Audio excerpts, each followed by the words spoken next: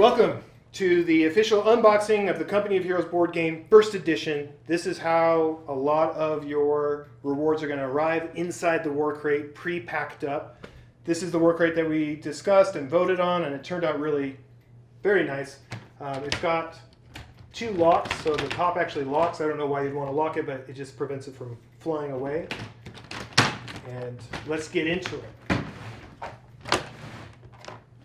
So this is how the World Domination Bundle plus a two-player set will come packed up. As you can see with the two-player set, it fills it very completely. Now, as we've discovered, this will actually hold two 4-player sets, but you will have to tear down the solo and co-op expansion, which there will be room for it here on the side, and put Elite Commanders vertically in order to make room for it. All right, well, let's just start pulling some of this stuff out. We could not wait, and we opened up some of these sets, like the two-player set. So it's a pretty standard board game size, but it is heavy. Riley, how heavy is this? Do you remember? Oh, I don't remember. It's very. But it's a moderate board game. This is what it will look like if you're getting a World Domination Bundle without a extra two-player set. So this is the extra space that you have. But it's all going to be pretty secure, and we have some extra packing that will go in here as well. And we'll probably put this mini pack right here. So anyway, this is what a lot of you are getting, is this, and you'll have a little bit of extra space. Who knows, maybe do an expansion in the future, 1.5. Okay, so we're going to get into the expansions in a little bit. Here's these really cute mini packs. Look at these. I think these turn out great. Really nice. Ruins of War will open in just a moment. The Over Commando West. Solo and co-op expansion, Riley's baby. Is this in frame? Mm-hmm. Great. And we haven't opened up Terrain Pack 1. We kept that sealed up for you. World Builder Pack turned out pretty nice. But here is the big show. And I've been waiting like 4 days to unpack this thing. The 4-player core set. $99 is what we are bringing this to you for. It's extremely heavy. It's over 16 pounds. It's pretty tall. I don't know if it really shows on camera. It is, first off here, before I get into that, let's just pack this up. So this folds up if you want.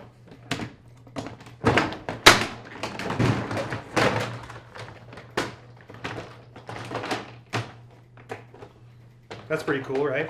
Let's get that out of the way. To give you a sense of the scale on that, here's Gloomhaven, another one of our favorite games.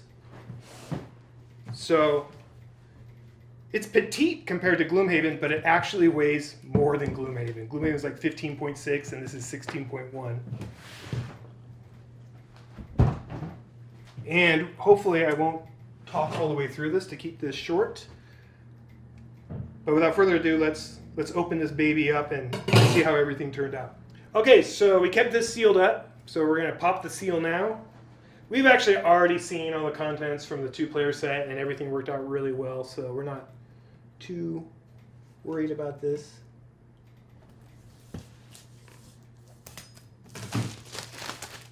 So much better saran wrap than Mech Command, huh? Yeah, oh yeah. I think Tom Bassel will be pleased with this saran wrap. Tom Bassel was not a fan of our previous saran wrap. So this thing is really quiet. Like, there's not a lot of rattle in there, which is, I think, a good sign. For considering how many like miniatures and models are in there. Ooh, I love the feel of the box. Soft.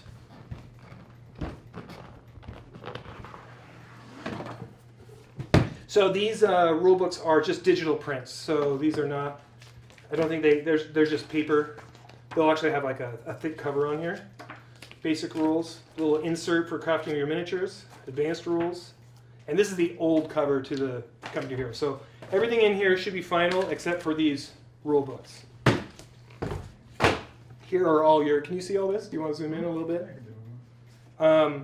Here's all your little decals. There's like quite a few options here, and this is plenty of decals for everything here in the set. We'll have a few more guides on that online. these punch boards we've already have turned out good, right? Yeah, we're pleased with them. We're pleased with them. The print quality on these MG munkers, No, it's good. yeah, I don't know if we darker. Yeah, they're a little darker, but not bad. All right, check these babies out. This is a surprise for you. So normally these things are created out of paper and cardboard, but this is made out of a acrylic vinyl. So they're just, wait till you feel them. They're like, they have a beautiful texture. They're super firm. Mm-hmm. There's no like rivets or anything like that. And then this actually has a plastic protection on the back. It's one of the most like unique feeling mechanics. I love it. Every time I pick it up, it's remarkable. Yeah, really nice little really nice HQ boards. Okay, try not to talk about everything. I'll just pull it out and then we'll talk about it. How's the frame on this? Yeah, Good? good. Here's all our commander cards. I really like how the print quality turned out on these. Crisp. There's a really nice linen texture. Like they've got some pop to them without being too glossy or shiny. Anyway. How many commander cards do we have in this thing? 21 now, right? With the new Universal Bonus Commander. Everything's coming nicely packaged and bagged up. Same thing for the building boards. They have that same sort of like linen-y texture. Now, I feel like these could be a little bit thicker, but I'm not going to complain about it. They are extremely serviceable, and more importantly, the texture, feel, and the print quality and the coloring is really good. All right, here's our miniatures. Soviet, US, British, and German. You guys have we've already shown you a lot of these miniatures before, so these turned out good. Nice straight turrets. Here's how all your infantry are going to come, but then if you want, you can store them slotted in here if you don't shake it too much. Looking good. Liking that detail. Do you have that correct? Mm-hmm. But no surprises there. We've shown those quite a bit. What's next? What haven't you seen? Here is our universal component tray, just to kind of, so you'll be able to just pull this out and put it on the side of your table, and it will hold everything. Oh yeah, let's go over the dice. The dice turned out really nice. We made these dice smaller, but they are so much better now. Maybe I'll just leave those there and you can zoom in on that. Mm-hmm. I'm gonna pull out a couple of pre-made things here.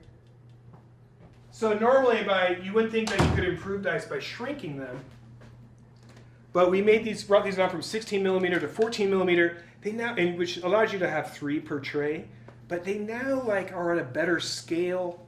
Plus these are engraved and they have more rounded corners. Anyway, me and Riley love them, right?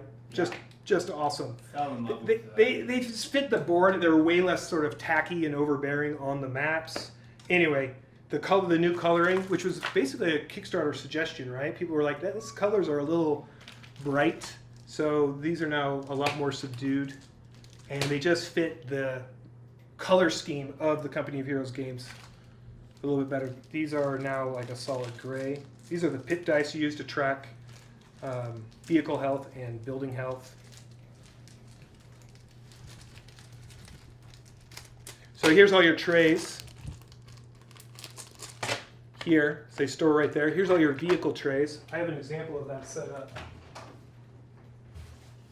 You know how cool these vehicle trays now work out with these dice? Okay, maybe I should have included more than 6, because you don't always use them, but now I think I'd be using them more and more often, because it holds a health die here and then 2 upgrade dice. Pretty slick. Whole bunch of experience and damage dice. Here's all your command points. 2 3-minute timers. And then here's where you store your mortars, anti-tank gun teams, machine guns. I'll put those down here. Mm-hmm. It's a lot of stuff all combined in here. Like this, and then the maps. This is part of the reason why this box is so tall. And so I don't know if you saw that, but the maps are protected with this, each one sort of hand packed like this with a corner barrier so that it keeps it safe and secure.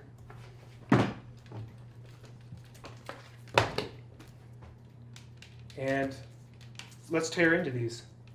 But actually, we're going to take a break. That's like, so here's all our main contents. Then we're going to go into a little bit, in the next video, we'll go into a little bit more detail. We'll open the maps up, and we'll talk about some of our expansions and other content. Actually, let's open up one expansion, the other Terrain Pack 1 now. This is the other one that we kept sealed up.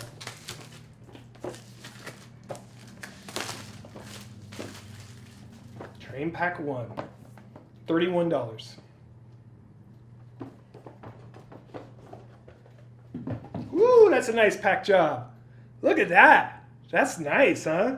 Look what they did here. So they created a special tray that holds all of your, can you see in there? So it holds all of your flags in place there, and then they protected it here. Here's the sandbags, paint traps, razor wire. These are the new colored flags, by the way. They're blue to make them a little bit more international. And then, oh, okay, so they come with the backs on. Oh, it's sharp. These are better than the advanced samples we got, I think. Look how sharp all the detail is. That's really good. And then, yep, that comes out really easily.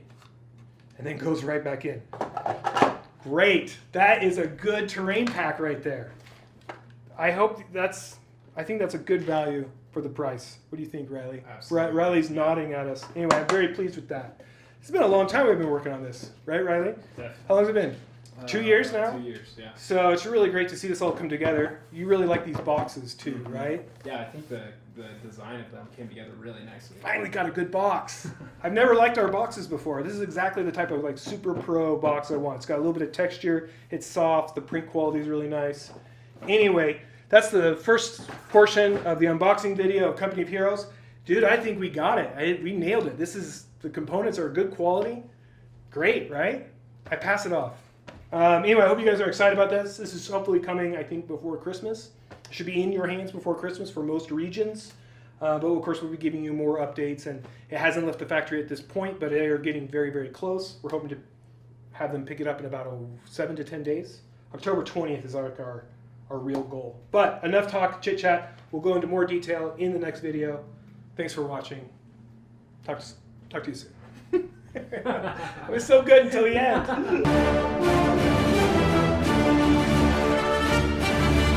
Hello, welcome to our unboxing of the Company of Heroes board game part 2. We're going to pick up where we left off with just a quick review of the 4-player core set since we went through it so quickly last time.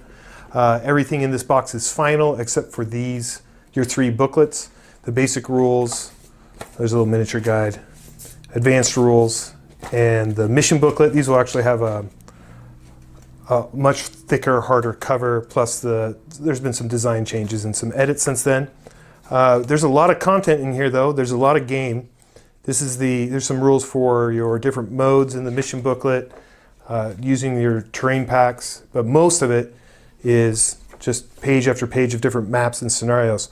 Like the video games, the maps are divided into small, medium, large, and huge. So we've got these very cool little small single panel maps.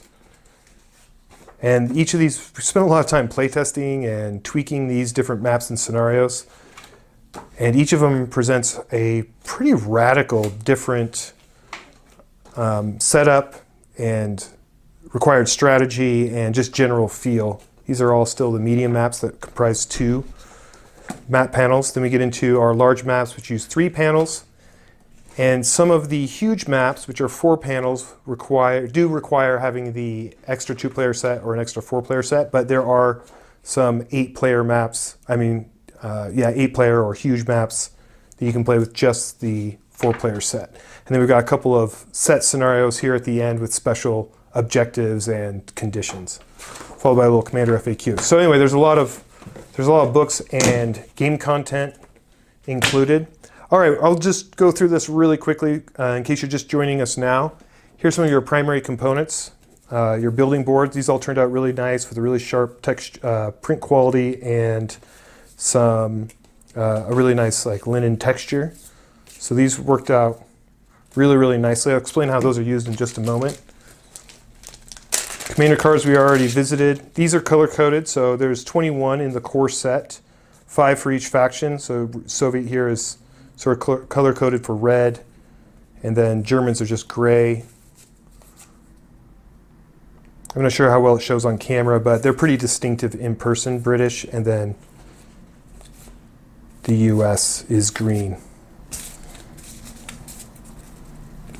And then there's one universal commander that every faction can use.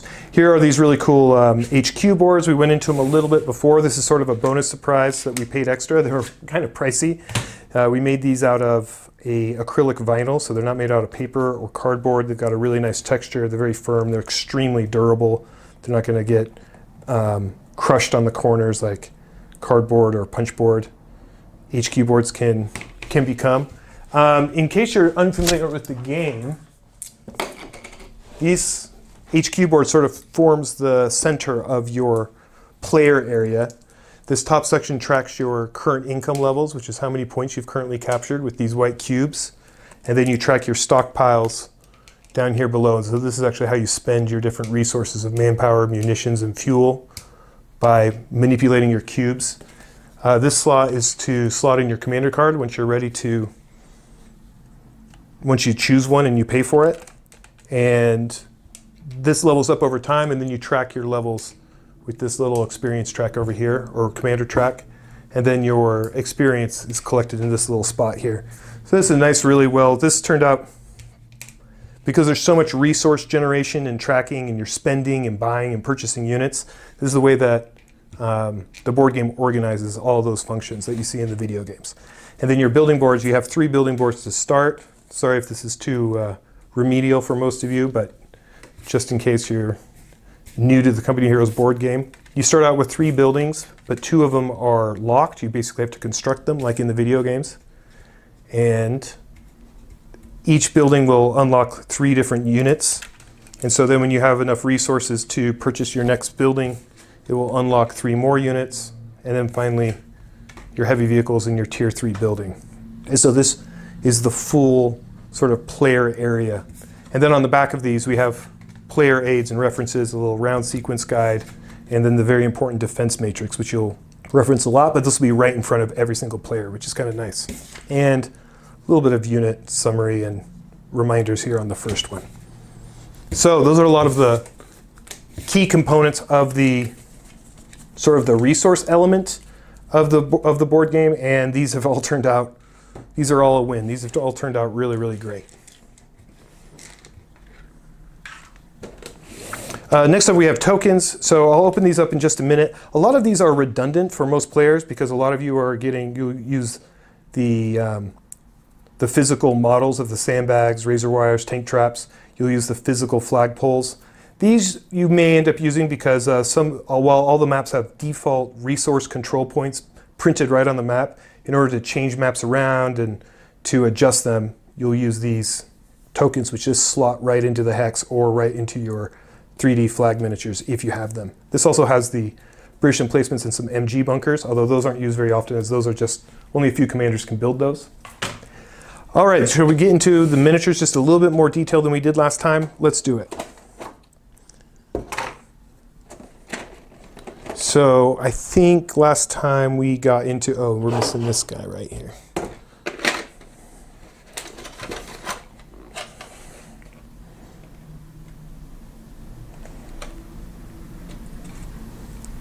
So overall, the detail quality turned out really, really nice. I still think all of these are begging for a little bit of paint.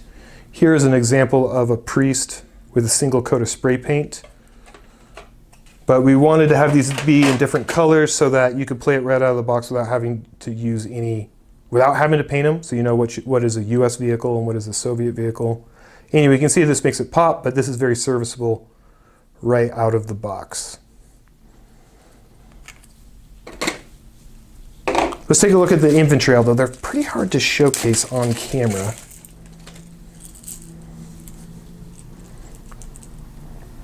Let's see if we can get into this a little bit. What I like about these is that I really like the proportions of these. Infantry, a lot of 10 millimeter to 15 millimeter infantry are sort of lumpy, so that there's like a lot of texture for painters to work off of. But we've got some decent detail in there, and I like how these guys look kind of lean and realistic.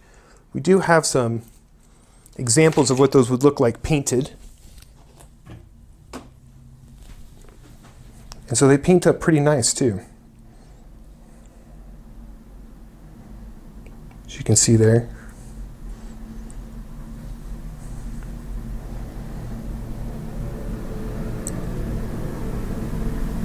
So hopefully you guys are satisfied with those and like those. I think they're going to work really, really well, and they fit into the unit trays, which we'll get into in just a minute, perfectly. Here's British.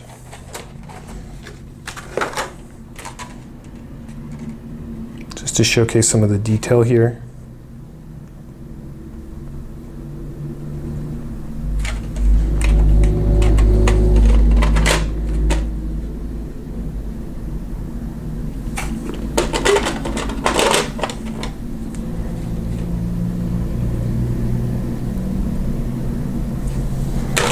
And all our turrets turned out pretty, so there's a chance for the turrets to bend or curve slightly during transit. It's a very, very easy fix, but it only takes a few seconds and some warm water, but still, we prefer for these things to show up very straight, and for the most part they have, despite the fact that they have, you know, these pretty extended thin turrets extending off the model. They turned out really well. Most of these are straight as an arrow. See if I can get that to focus, sorry.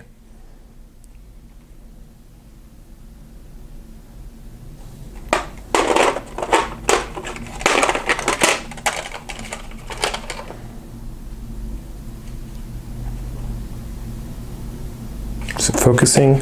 It's not. And let's take a look at our Ostwind, one of my personal favorites.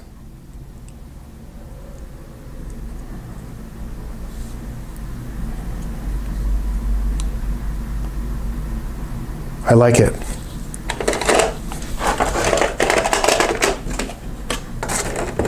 And we do have these slots here, although they're not super deep, but they'll hold your core commander cards. Just makes it a little bit easier for setup and teardown. You can just hand this along with the commander cards, slot it in here, and they're ready to go. Here's our general components tray. We went into that in a little bit last time. These are your unit trays that you'll build your infantry squads out of. Infantry trays to help you when the vehicles have like a lot of damage dice or a lot of upgrades. The clear really turned out really nicely. Look at that. It just helps, I don't know, they just make a nice look on the, help improve the look on the board itself. As you can see, more map underneath it. The dice, as we talked about, turned out really, really well. I'll show you a few examples of this right now. So your infantry slot in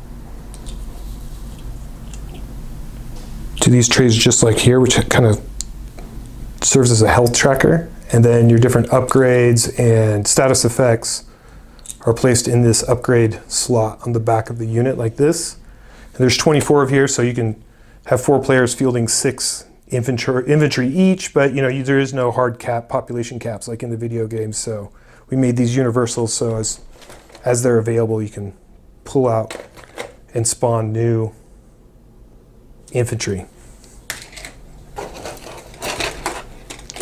2 3-minute stand timers. So our preferred method of the game is to where, even though you're playing turn-based, you time the other team.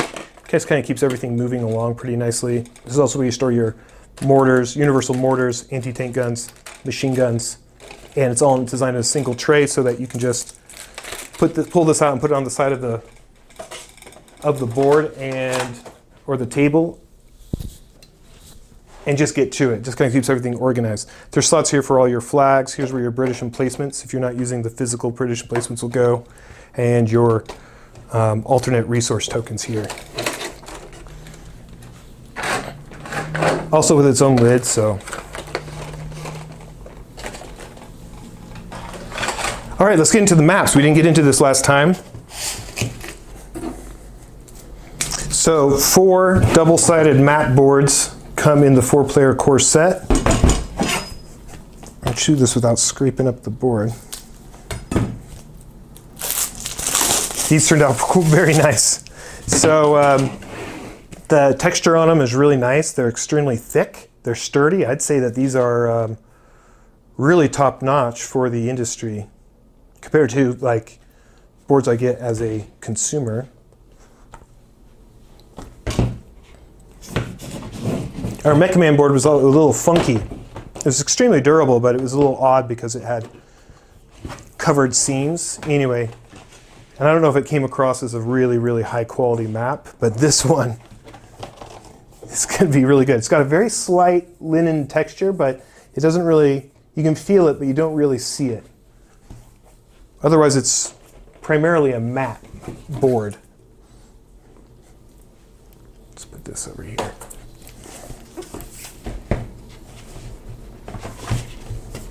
It's tricky having a double-sided double board. Creates some challenges for the manufacturer because of the inner seams.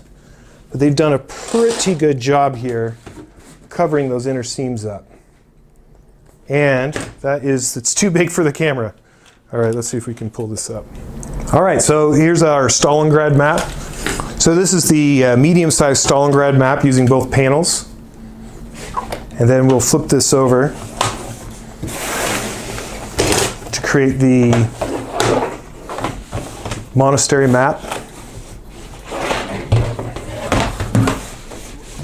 These maps are interchangeable, so there's a lot of scenarios that will utilize maybe one part of the monastery map and then 2 parts of Stalingrad, etc. Some are visually more seamless than others, but gameplay-wise, we've created a lot of different combinations, so you'll be able to use all 4 of these. And then if you're getting the 2-player set or the 4-player set, particularly a 4-player set, if you have 2 Stalingrad maps, we have scenarios that use the entire 4 panels of Stalingrad and other mixes. Let's take a look at 3 Points, our original map, and still probably one of my favorites. Actually, I think it's tough to pick a favorite, actually.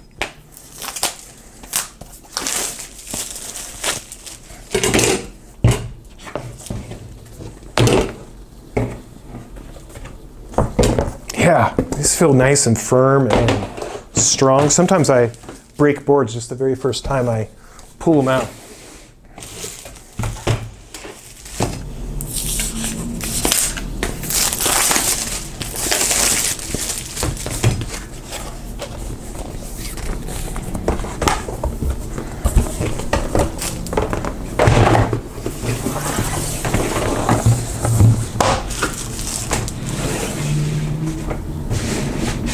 And there's our 3 points.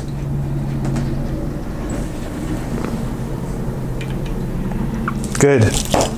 Maybe a little off track here on this inner seam. It's not very perceptible, just very, very slight. They did a complex sort of wraparound on the inner one so that it wouldn't have like a black line here. And lines up adequately.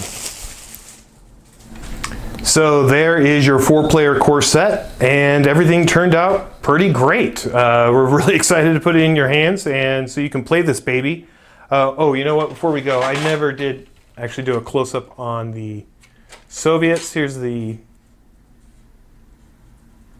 Su-85.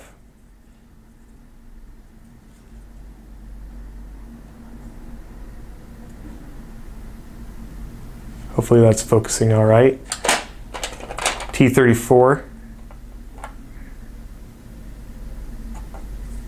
And actually the best Soviet unit is the ISU-152. Oh, I lost my scout card. There's really 3 of them. That's found in the Eastern Reinforcements pack, and we'll do that next in the next video. We'll cover the Pathfinder pack, the Eastern Reinforcements pack, and then the Stug Assault pack. All right, well, thanks for your patience, and we'll see you in the next video. Hello, we're continuing our unboxing of the Company of Heroes board game. Let's get into our mini packs. These 2 were This was an early bird bonus to like for the first week of the Kickstarter, and then this was a sort of just a backer bonus for everybody who jumped in before in like the first 3 weeks. So this went out to like 3,500 people, and they were available for a fairly subsidized cost later on to everybody else who missed out. So the Pathfinder pack has a couple commander cards for German and US. It features the Elephant, which is, I think, a quarter pound is how much this thing weighs. I was really worried about this turret, but it worked out pretty good. Especially with the way that they packed this pretty nicely to help support this. And this also comes with US Pathfinders. The key gameplay elements here is, and then if you're not familiar, each of these commander cards is almost like a character or almost a mini game. Like depending on what commander card you play with, it radically changes your play style and game focus. Just like in the video games, actually. I mean, it really has a large impact. The Elephant is a monster. It's slow, but it has a ton of health, and it's probably the most powerful tank destroyer in the entire game with a very long range of 4, and it can one-shot light to medium tanks. The Pathfinders are sort of how you get snipers for the US, because they can upgrade to camouflage as well as some other abilities. And camouflage is pretty powerful in the game, basically stealths them. Anyway, these turned out pretty nice. This is a fun little pack. I'm glad we did it. It was a little pricey to do, but I think it was a really fun way of doing it. And it was a really fun way of doing an early bird rather than like doing like a cash discount. I mean, this is a little bit more cool. These turned out pretty nice. Eastern Reinforcements. This is an even bigger pack. This one's got some really powerful Soviet units. People say I have a little bit of a bias towards the Soviets based off of these powerhouses. Anyway, so 4 unique Soviet commanders that are all pretty like have some really fun and unique abilities. And the reason why we kind of focused on the Eastern Reinforcement pack with being all Soviet is because the core set didn't have a lot of like specialty call-in vehicles for the Soviets. So this really helps make up for it. And it's got this really great ISU 152 model. There we go. I love this guy. It's really beefy. And this is one of the only vehicles in the game that can switch on the fly between armor piercing or HE damage. So this is another really powerful call-in unit. Of course, you have to level up your commander, which requires getting some experience. It's got a really good range. It is a fixed turret, which kind of limits it a little bit. Requires like its positioning is a little more important. Anyway, it comes with 2 of these guys, as well as some sniper miniatures. Hopefully we can showcase these. This is our only female miniature. But the snipers in the video games they often used a female model, so I thought this was appropriate. And it looks like we got a little bend there on that final one, but most of these turned out pretty good. It's such a long, thin gun. Hopefully I can get some of this detail here. It's kind of hard to have it show up. It's so small, but she's got some nice like texture on her pants. And anyway, those are our snipers.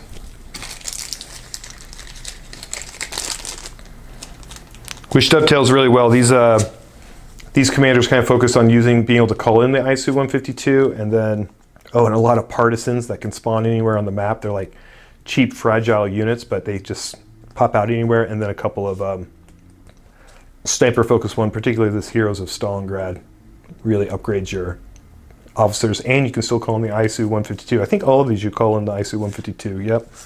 So every commander here sort of relies on that unit. Anyway, that's the Eastern Reinforcements pack. Also, I'm quite pleased with how that turned out. The packaging, as you can see, is pretty nice. It doesn't have its own tray, but this is a nice way to store it. And these slide into your war crate pretty easily. Now, if you wanted to condense these down and put them into your core set, you can by adjusting the maps a little bit. You're able to get all of the units here into the core set. It is a tight squeeze, but you have to adjust the maps kind of into the corner, but it works. And then Stug Assault Pack. This one's the biggest one of them all. It comes with these elite infantry dice that are just like, they're more of like quality of life things. You can recreate all of these abilities in the core game, but this just gives you a single die to mark it, like snipers and +1 health and heroic sacrifice ability. There is a lot of commanders in this one because it has 1, 2, 3, 4, 5, 6, 7. Yep, that's right, 7. It started out being all OKW and German commanders, so these commanders can be used by either the OKW or the Wehrmacht. Let's see, I think we had 4 of those. And really focus on bringing out the Stugs, bringing out 2 Stugs at once, upgrading your Stugs. Got some stormtroopers here, some elite units here. But then we also went ahead and added at the end 3 sort of special forces style themed infantry commanders for the US, the Devil's Brigade, the British Special Service Brigade, and the Soviet Spetsnaz Brigade, which actually has had its title changed since these were printed to, I think, the NKVD, to be a little bit more historically accurate. But this upgrades your infantry to give them like some really crazy abilities: infiltration, demolition, to blow up buildings really quickly. This one turns your British Special Forces guys into basically snipers, gives them satchel charges, and then the Soviets get to choose between penal battalion and shock troops, each with have their own little focus. One of them's sort of versatile, like the ISU-152, and the other shock troops are really powerful, close-range units like shock troops. Anyway, that is, let's do the Stugs. So it comes with 2 Wehrmacht colored Stugs and 2 OKW colored Stugs. However, like if necessary, you could just play with one of the other colors if you're not playing against an OKW. You could just use this guy. Not only would it have to be OKW, it would have to be OKW playing one of those Stug commanders. So these will overlap between the 2 factions pretty nicely. These turned out really nice.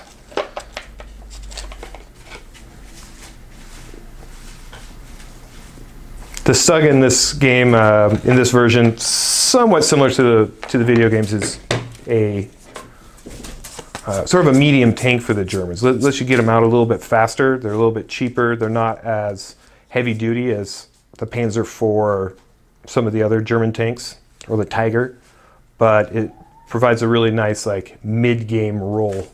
Yeah, it has a mid-game role. Anyway, enough of that. That is the 3 add-on mini packs. And like most other items so far, we are quite pleased with them, and I hope you will be too. Shall we just get into another one while we're at it? Let's do it. Well, let's keep it rolling. Let's bring out the Elite Commanders. So this is one of our launch expansions that we went into the Kickstarter with. We added some expansions as we went along, but this one we had always sort of planned on. This adds 20 new vehicles and 20 new commanders. Actually 10 unique vehicles. They doubled up. And as many commanders as in this pack then as there is in the core set. So there is a ton of gameplay in this guy with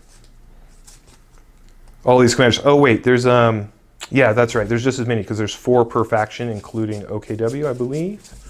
1, 2, 3, 4, 6, 7, 8, 9, 10, 14, 15. Sorry, it's 16 commanders, so a little bit less, but still quite chunky. A little bit less than the core set. And these bring out, all of these commanders focus on bringing out some of these elite heavy units, except for, of course, the Stuart, which is not necessarily an elite heavy unit, but it lets you spawn a bunch of them, and they're very, very cheap. So kind of do a Stuart spam. So let's talk about some of the vehicles in here and take a closer look.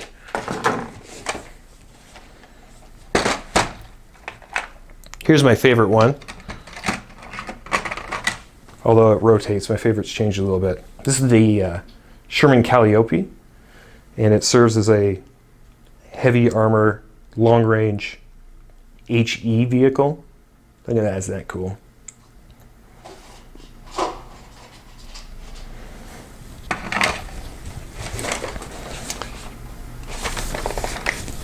And then we have the Stuarts.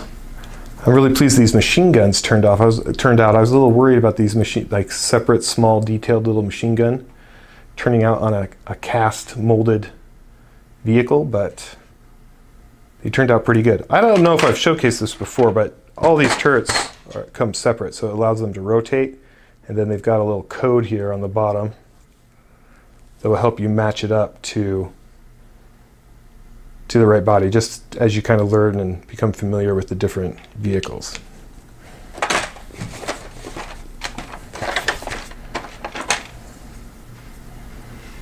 Here's the Pershing, acts as a heavy tank for the US. The US tanks, particularly in the board game version, are not super durable, but they are fast. And so they have to really rely on their maneuverability. This is a super tank for the Soviets, the IS-2. It's a really long turret. I love this guy. This is the KV-2. This is a heavy HE vehicle, long range. Decimates infantries. These HE vehicles are really important, like the Calliope and the KV-2, the Priests, the Sexton, in the Annihilation version, where you're trying to destroy a base. This is the British Firefly. Has these rocket racks. And I don't know how often this was used, but I use them all the time in the video game, so we put it in the board game. And this provides like basically a really good long-range tank killer to the British, who don't really have one. They have the Cromwell, and they don't have anything that's really long-range with armor-piercing damage, so it's good.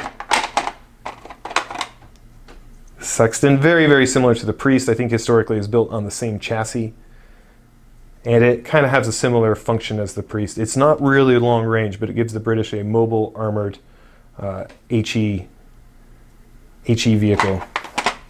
And then the Comet, which is just basically a superior tank in every way to what the British have. I don't know, the Cromwell's tough, but it's slow.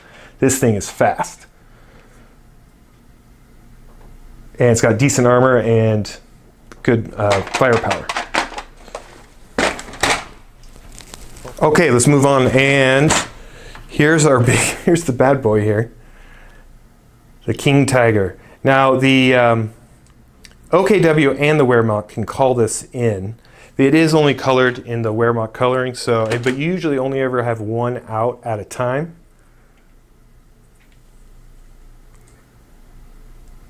So we recommend painting one of these in OKW coloring. Here's an example of that.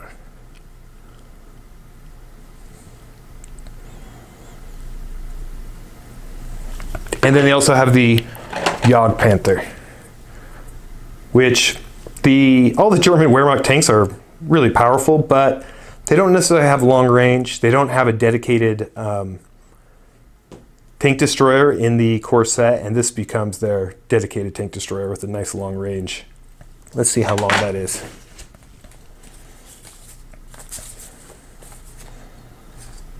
He's got a range of 4 and does 3 armor-piercing damage and is heavily shielded, which kind of takes into account, it has an extra defense die. Takes into account its sloped armor and its like resistance to armor-piercing damage. Anyway, that is the Elite Commanders Collection. Quite a few models in there. I hope you guys are pleased with those. I know it was one of our more expensive expansions. Quite a bit of gameplay, and hopefully it adds quite a bit of replayability to the Company Heroes board game. What would you like to see next? Shall we take a look at... Let's take a look at the OKW.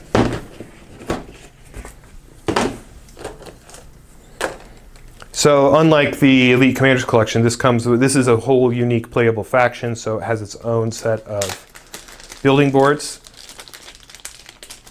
The OKW is a nice complement to the Wehrmacht. It just provides a really different play style for one of the Axis factions. It's very mobile and it uses a lot of light vehicles. The Stuka half-track is really useful. No one else has a light vehicle, sort of our artillery vehicle. Anyway, this has a really long range and it's really, really fast. Most people have to rely on mortars, which are pretty slow because you have to set them up and deploy them. It doesn't have the same type of scout vehicle as the other units, which normally heal and reinforce or carry. It's the Kettenkrad, but it has double speed, heroic sacrifice, which means they're pretty expendable, and it's really good at neutralizing and capturing points. So let's take a look at some of these miniatures. Oh, I guess I could go into a little bit more of the whole strategy of these guys, but this is more of a components overview. And then the Tier 3 building has some Obersoldaten, which are just really powerful elite unit infantry. And then two kind of expensive, but extremely powerful heavy vehicles, the Panther and the Sturmtiger. This is another quarter-pound miniature. The metal version of this is a full pound. So even if you don't end up using it, you'll have some really great paperweight or a handy weapon. Don't get frustrated while you're playing. So here is the Sturmtiger, really long range, devastating HE ability. Although slow, extremely powerful in annihilation modes where you're trying to destroy the other maps. 3 of these. So we were going to have some configurable half tracks, but it didn't really work out manufacturing wise. It wasn't, the quality was inconsistent. They're having a hard time making it work. They're very delicate. So we did take out that idea, but we ended up adding in an extra Stuka half track and Puma.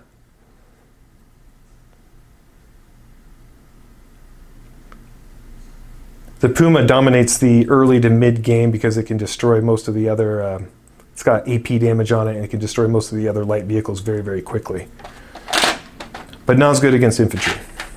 The Raketenwerfers are a special unit for the OKW. They are not as powerful as other anti-tank weapons, but they're fast and they can go inside of buildings. They're the only anti-tank gun that can go inside of buildings. The Sturm Pioneers are able to construct these flat guns on any adjacent hex, and it just helps you like hold down and lock down certain areas, almost like a miniature British emplacement. Here's your cute little Kettenkrads. You got 3 of these. Some people wanted us to put a guy in here, but it was hard to get it to scale, and his arms were so delicate.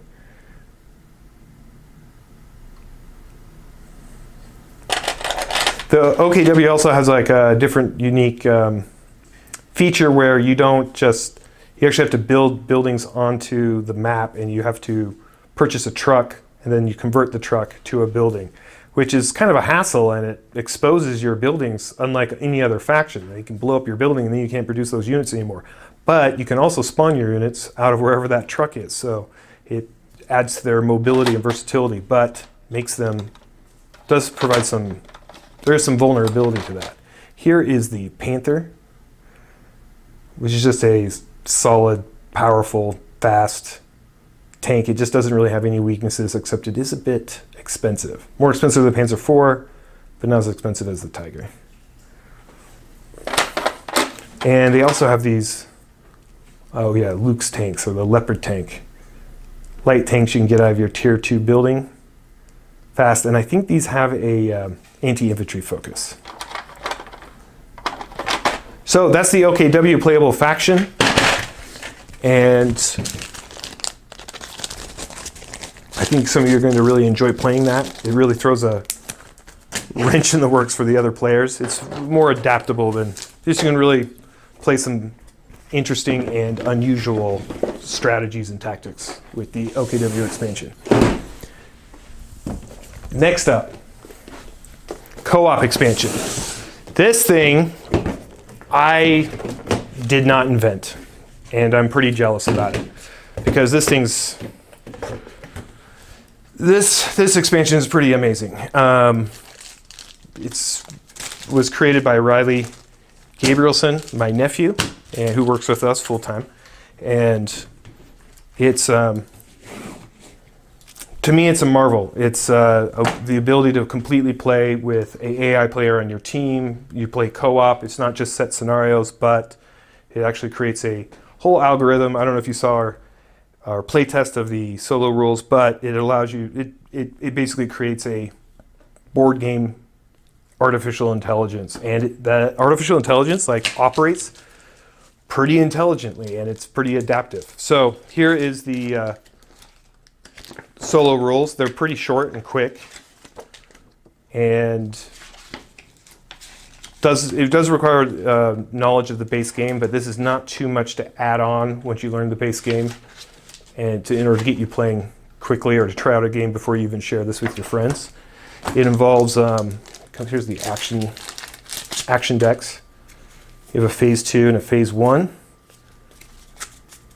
and you will draw these, and it will tell you what the AI is going to do. First, they're going to try to do this green movement, and then a yellow movement, and then a blue movement, depending on how many command points it has. The AI has command points and uses command points just like players do.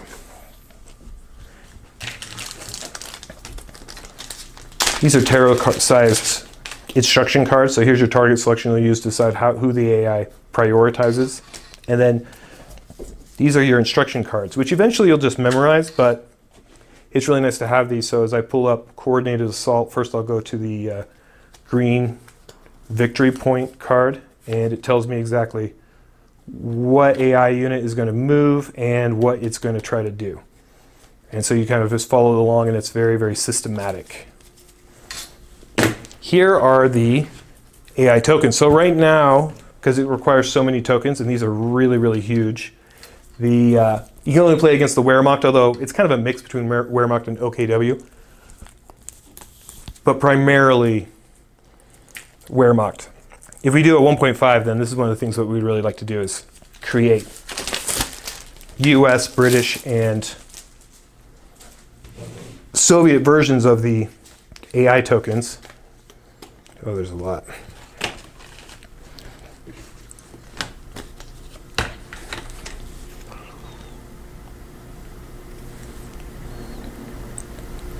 These turned out nice. I love this size. Really big. Helps keep them in scale with the miniatures. So as you can see, they're divided into 4 types. Blue, red, yellow, and green. And usually that kind of helps divide them between mortars, heavy vehicles, light vehicles, and infantry, but not perfectly. Anyway, depending on what color it is, it sort of depends on what it does. And then the genius of this thing is it's got a lot of fog of war, because as these move around on the map, you're only seeing this until you move into range, and then you flip it over. And in this case, it's actually an event rather than a unit. I think these are all, you flip it over and then you can see what it is. And a lot of them have a reveal action. So as you come into, it creates a little bit more of a dynamic feel as you're exploring stuff. And it also emphasizes the need to use scout vehicles or scouts or light vehicles to kind of probe the enemy's locations and positions to discover what they are. And then as you move back out of range, they flip back over. Now the advantage of being able to do this with all the factions in a 1.5 possibly is we can have players play with this, and it will add a lot of fog of war to the game. Let's see, we've got 1, 2, 3, 4 of these sheets. Anyway, this is a lot of this is a lot of game for a $26 expansion, in my opinion, and it's ended up with a really good design. Game mechanic design. Something I've been doing for like 11 years, and then my nephew comes in and just knocks it out of the park with this thing. I'm not jealous. I'm just glad he's on my team. Okay, solo expansion. We're gonna have to do a few more videos showcasing this solo. I think we only showed a really quick video before, but I think it'll be very interesting for you to see this gameplay. Or you know what, better yet, just wait and just play it yourself. I think you're gonna really like it. Almost everybody's getting this solo expansion. Okay, let's leave it. Let's leave it at that for for the time being, and then I'll come back and we'll do World Builder and terrain packs. Thanks for watching.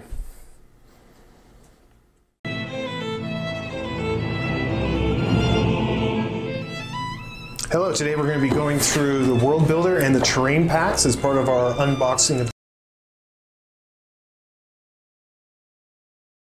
the Company of Heroes board game series.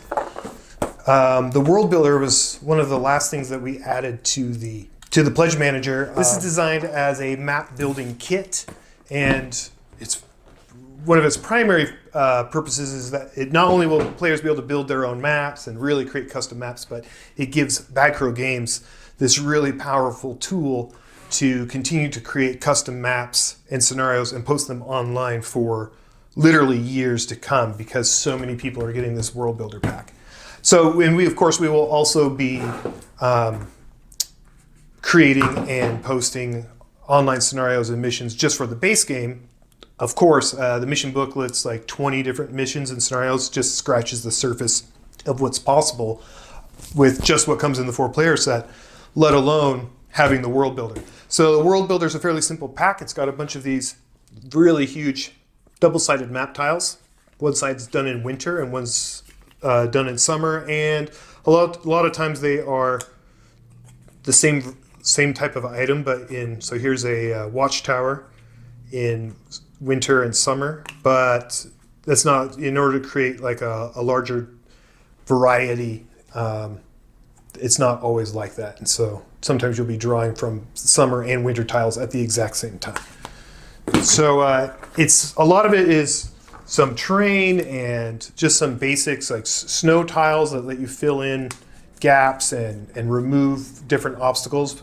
Some of it is provides cover, but some of these also are very specialty buildings, like an MG bunker that adds AI damage to anyone who's inside. These windmill type specialty buildings, like this windmill, it still serves as a building. It's got heavy cover all around, and only infantry and machine gun units can go inside, but it adds a sight and a range. So all of items like a lot of things like that. Repair stations that repair adjacent vehicles, footbridges, medical station. If you can see there. Lots of bridges, because we have so much water in here, like changing a bridge can dramatically transform a map. Here's a fun one. Here's like concealing shrubbery, like dense shrubbery or foliage. So any units inside this gain camouflage, including vehicles. It's only light cover, so anything can go in here, and anything in here is considered camouflage. You can hide your tanks or anti-tank guns inside this hex. There's a couple of additional rally points, so you can it creates an automatic default retreat point for anybody on the map. So you could possibly have enemies and allies retreating to this spot, but it creates these key, like heavy movement spots on the map. We've got quite a bit of river, so you can create lakes and just some general sort of unique terrain, cover but impassable. Here's a partial cover behind this destroyed tank. Then this symbol, the tank trap symbols, means that vehicles can't go into this area. There's not enough room for them. So there's a lot of options here. Some destroyed buildings, some regular buildings, some hills and depressions, and quite a few of these. There are two maps come included in this as well, a summer and a winter, two double-sided map panels. And these have a little bit of terrain on them, but they're designed to be somewhat of a blank canvas. Here is summer 2.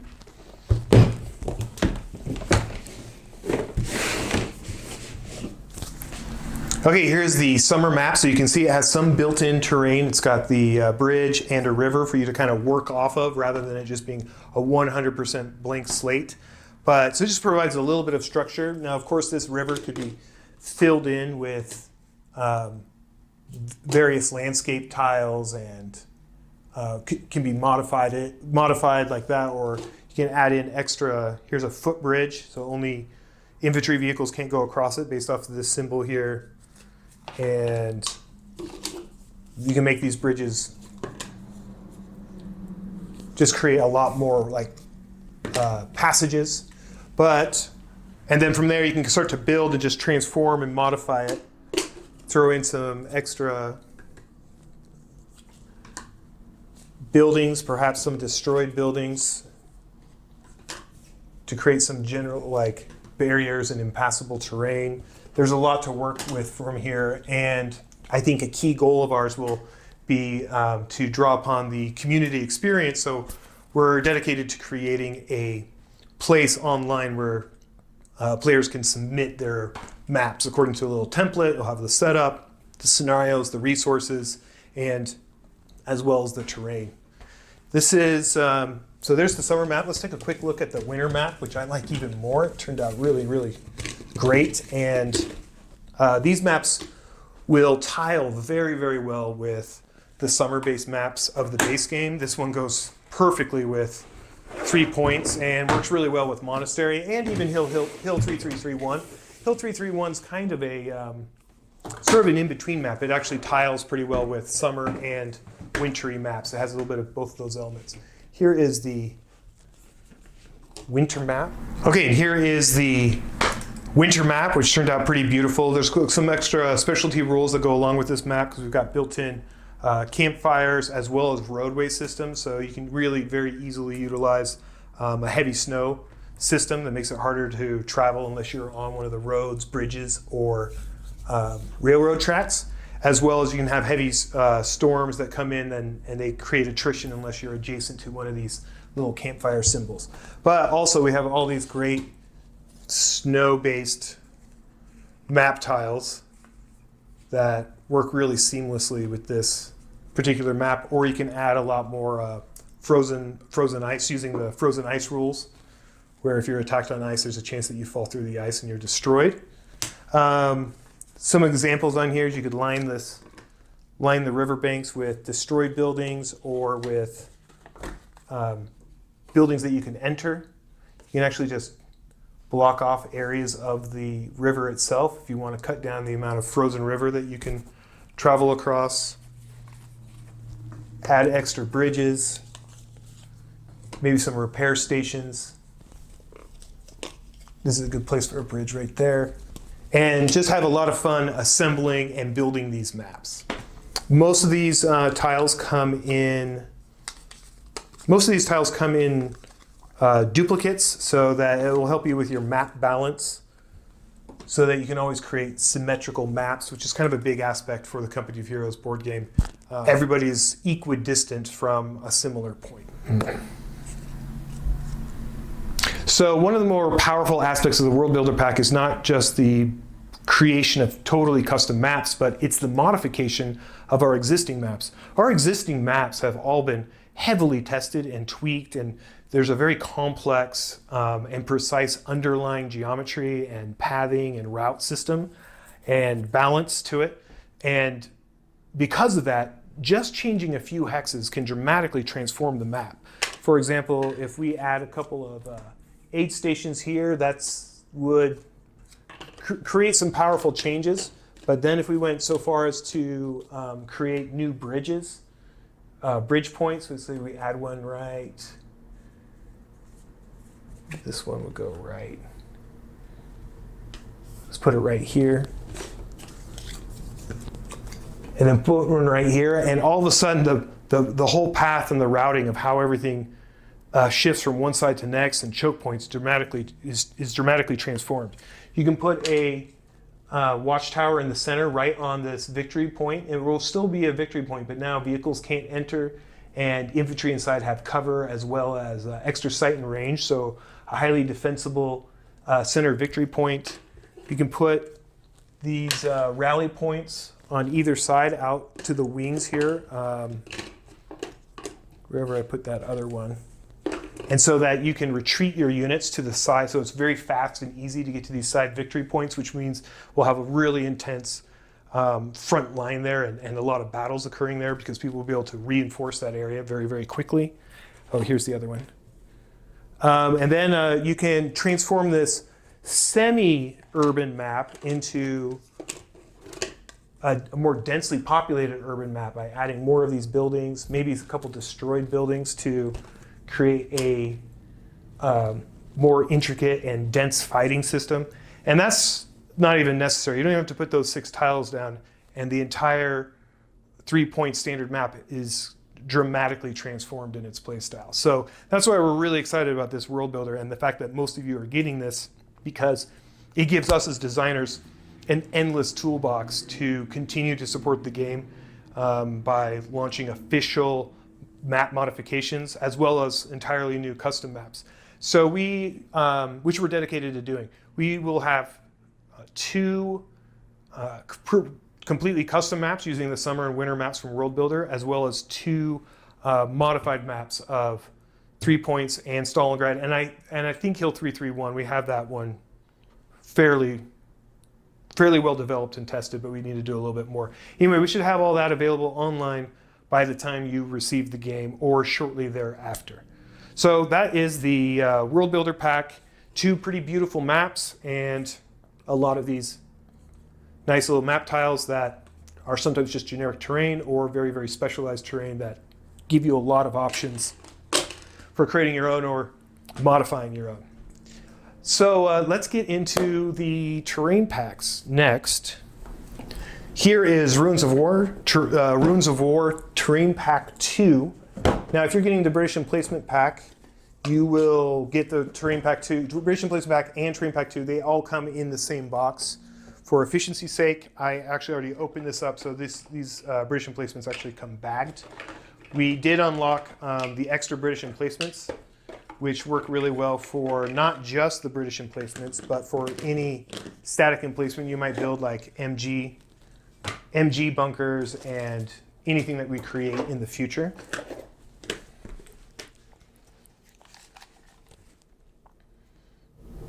So here is the Terrain Pack 2 combined with the British emplacements. The British emplacements are designed to become like a British mortar emplacement or a British anti-tank gun emplacement or the Bofors emplacement, but they can also be used for other purposes like commander cards who create MG bunkers. There's a couple of slots in here for your 2 upgrade dice if you're like a veteran or upgraded British emplacement.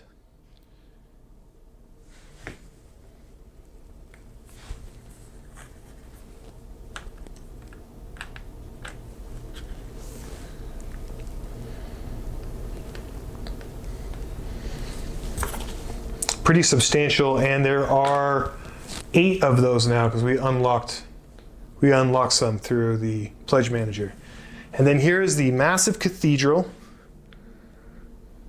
which just turned out great. I wonder if this is showing up on camera okay, but the detail is extremely crisp and sharp. This is made out of, molded out of ABS plastic.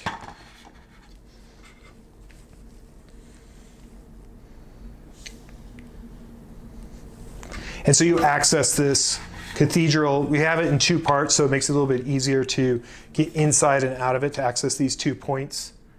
And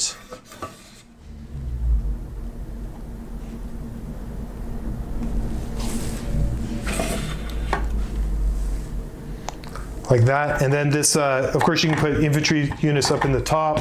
And then we have this fun little broken tower element, designed off of our cover image, actually. And when you destroy that building, the bunkers are bunkery. They're massive. I don't know how heavy they are, but they're really, really huge. They've got double health slots so that you can have bunkers that go up to 12 health. Most of our bunkers, the destructible bunkers in the mission book, have 8 health, which is like double a regular building. So it comes with 2 of these guys, as well as 8 of the destroyed buildings, or like empty, like bombed out shells of buildings. But these really help to note when you do destroy a building, then you can just put this on there, and it denotes that it's broken and it blocks line of sight. And when you have a lot of these laid out, like on the Stalingrad map or any of your custom maps, it creates a really cool war-torn look to your battlefield. So that's Terrain Pack 2 and the British Emplacement Pack. Oh, you know what we didn't show you was the Bofors. As you can see, that's pretty cool. It's a really powerful unit for the British emplacements because it has 3 range, 3 AI, or great upgrades to 3 AI. And so it just locks down a large swath of map whenever they create one of those.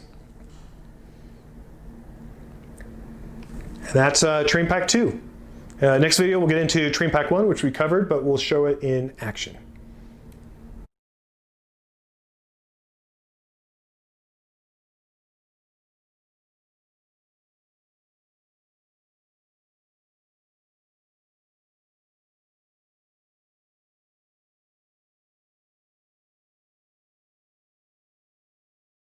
All right, and let's finish up our unboxing series of videos, which was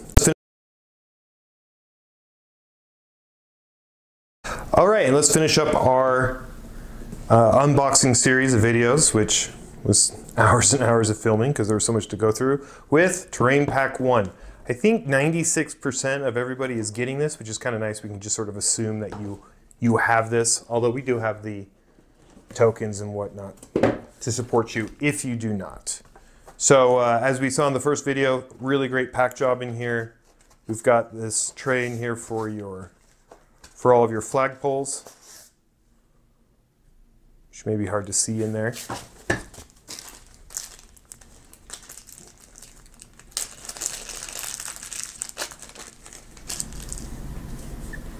There we go. So you can see a little close-up of these guys. They all turned out pretty good. Nice detail. These were all Kickstarter stretch rewards. Let's take a look at this razor wire. This was a particular, we didn't have this model figured out during the Kickstarter, so we weren't quite sure if it was going to turn out this good. In fact, I think we said we weren't going to do it, but people talked us into it, and it's easy to get, it's easy for us creators to get sort of excited during the Kickstarter as is for backers, and maybe become a little overzealous in coming up with new stretch rewards. Anyway, beautiful, right? That's really, really great. Let's take a look at the, actually let's pull out some of these buildings first. And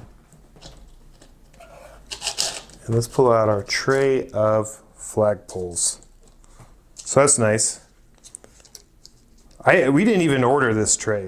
This was we have a really great sourcing partner in Hong Kong named Miles Fu, and he comes up with nice little touches like this. And just kind of comes up with some creative little solutions as they arise. Anyway, those are all your flagpoles, really nice. There's a couple discrepancies on the back of this. I'm just going to warn you now. We'll also talk about it on a errata list, and I think we have it on our insert. There's just some miscounts. There's supposed to be, it says that there's 13 flagpoles, there's actually 12. It says there's only 6 buildings, but there's actually 9. A few things like that.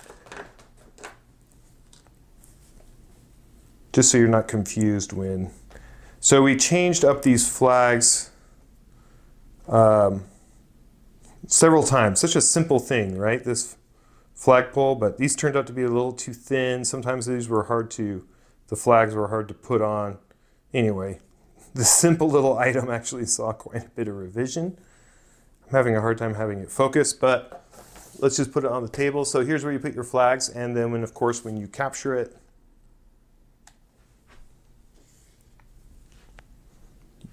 you just slide your flag on like this. And then there's some extra stickers / decals that you can put onto these flags if you want to put some symbols on here or differentiate them. Anyway, these are really pleasant to play with. And the buildings we've covered before. These went, I think if you were part of the process, you remember how much revision we went through these, and we wanted to create a ability to put people inside here. Or if you don't like the look of that, we have this little slide on so you can keep it as a solid building. And with our larger hexes is what allowed us to do square buildings. Before they were hexagon, which I thought were a pretty elegant design, but they weren't super thematic for World War II. So now we have these rectangular buildings that fit into the hex very well. There's maybe a millimeter or two of overhang in order to make this fit with the unit trays.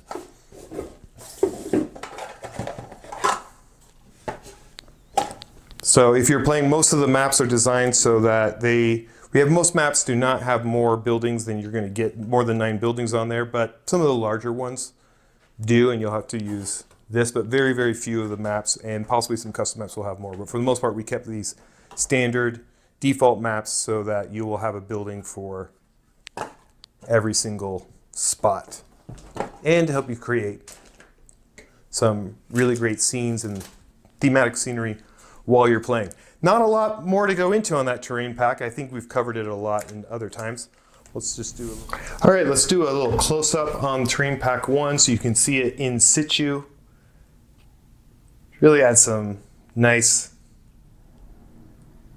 3D elements to the game. As a game designer, I'm a little bit more focused on game mechanics, but it is pretty cool to have this chrome. Here's an example. You can see the clear trays. They just create a real minimalistic look. Here's a building with some infantry on it, so you can see that it fits the infantry really well. And then we have much better pip dice holders right here so that you can move. This tracks the building health, and you can move it around without it falling off. The old versions, they kind of fell off pretty easily. As you can see here, the sandbags, you can build these. We included more sandbags because you'll be using more of them, because you can actually completely surround yourself in sandbags, while a single razor wire or a tank trap will completely, you only have to put one on there to mark it, but the sandbags are directional. Sandbags provide heavy cover to any infantry behind there, and the tank traps, of course, stop all vehicles from entering the hex, but they can blow it up. And then razor wire, this is like the version of the razor wire from the video games, like the OKW razor wire, where it actually stops light vehicles. I think OKW in the video games is the only one who actually has that ability, but it's like enhanced razor wire. But for the board game conversion, it just fit a little bit better. These Terrain Pack 1, Terrain Pack 2, and World Builder are not perfectly perfect. Actually, I think Ruins of War is perfect. Terrain Pack 1, as you can see here, now these are not quite as orange as they look in this lighting or on camera, but they are a bit orangey looking. So these are supposed to be like sort of blood red. So that's not perfect coloring there. You might want to paint those, although they do really help mark your control points really well, but it kind of irritates me. It looks like a safety vest or something, a fluorescent vest. Also, in the World Builder, I didn't cover this before, but I am not a fan of the water tiles. The frozen tiles are great. The water tiles came out a little greenish. Actually, it looks kind of blue compared to that, but in reality, in this lighting, it actually doesn't look this blue. It looks a little bit green, and I don't really like it. And also, we broke a cardinal rule of the board game manufacturing. The hex tiles have some of them have cover lines on the outside, and you're really not, whenever you're doing a punch board tile or token, you're not supposed to have geometric shapes around the borders, because if the cutter is off by even a millimeter, it like really you can really see it. It makes it very, very noticeable, because you got a thin cover line here and a fatter cover line here.